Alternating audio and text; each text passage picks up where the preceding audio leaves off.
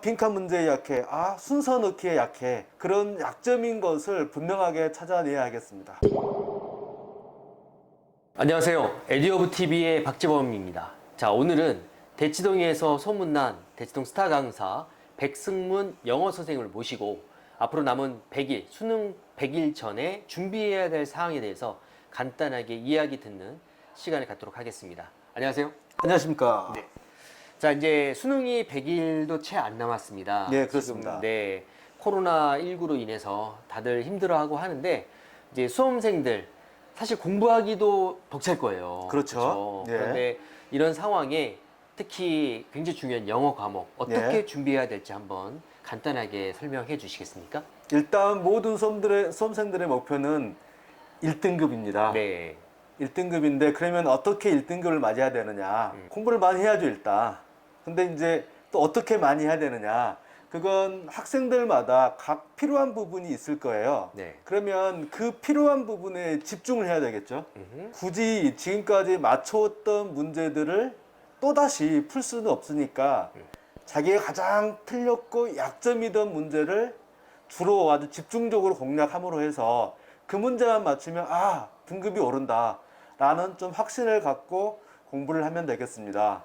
그러면 일단 약점을 찾기 위해서는 어떻게 해야 되느냐, 지금까지 풀어본 문제들을 샅샅이 살펴봐야 되겠죠. 그러면서 나는 빈칸 문제에 약해, 순서 넣기에 약해, 그런 약점인 것을 분명하게 찾아내야 하겠습니다. 좀 추상적으로 예. 공부해야 될 부분에 대해서 말씀을 해주셨는데 조금 더 구체적으로 영어 영역에서도 뭐 빈칸 채우기라든지 뭐 독해에서도 순서 배열이라든지 여러 가지 부분이 있어요. 네. 그러면 이 짧은 시간 동안에 어떻게 하면 빨리 점수를 높이고 등급도 올릴 수 있는 방법이 있다면 뭐가 있을까요?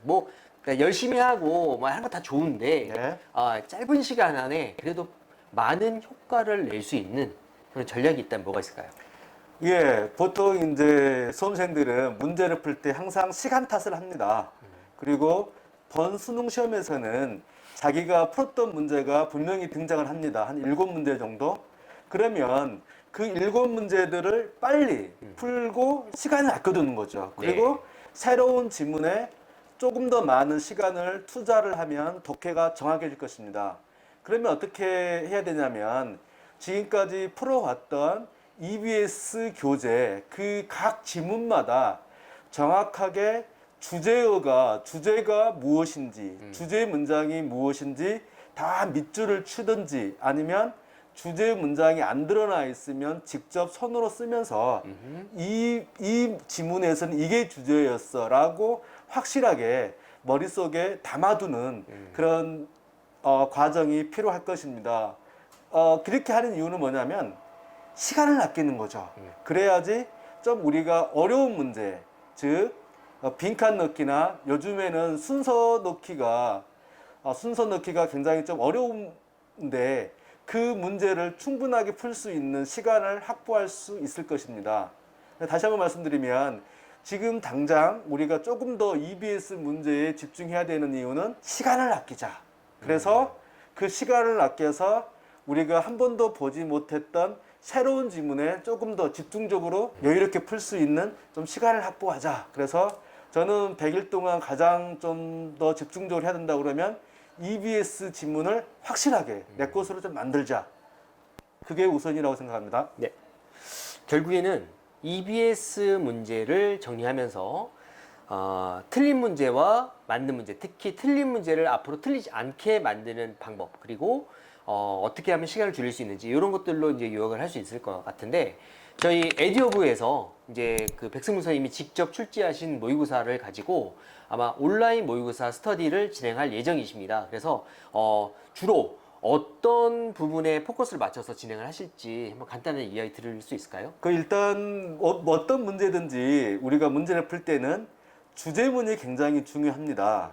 근데 주제문이 중요하다고 그러는데 그러면은 선생님 무엇이 주제문이에요? 라고 물었었을 때 굉장히 좀 답하기가 조금 애매모호합니다. 왜냐하면 케이스 바이 케이스이기 때문에 그러면 우리가 주제어를 잘 찾기 위해서는 어떤 것을 해야 되냐면 문장을 정확하게 독해를 해야죠. 그렇죠. 우리는 문제를 풀 때 학생들이 항상 많이 틀리는 이유 중에 하나가 자기가 독해를 쉽게 하는 지문은 냅두고 독해가 안 되는 지문에 몰입을 하고 그 안 되는 지문이 어떤 내용인지 막 상상을 합니다. 보통. 그러면 독해가 안 되는 지문을 가지고 상상을 하기 때문에 답을 틀릴 수밖에 없죠. 오히려 그 문제를 답을 맞추려면 어떻게 해야 되느냐.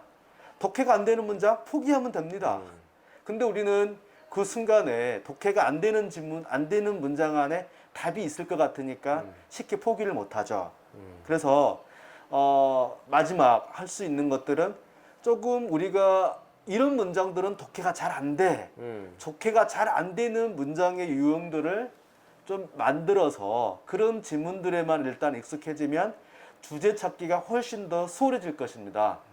그래서 저희는 모의고사 문제를 주로 주제 찾기 문제에 초점을 두고 그 다음에 독해가 좀 안 되는 난해한 문장, 즉 그 분사 구문이 들어가는 문장, 관계대명사가 책략되어 있는 문장, 그런 문장을 위주로 해서 문제를 풀어볼 수 있도록 네, 해보겠습니다. 준비를 하시겠다. 아, 예, 그렇죠? 그렇습니다. 예, 예. 알겠습니다.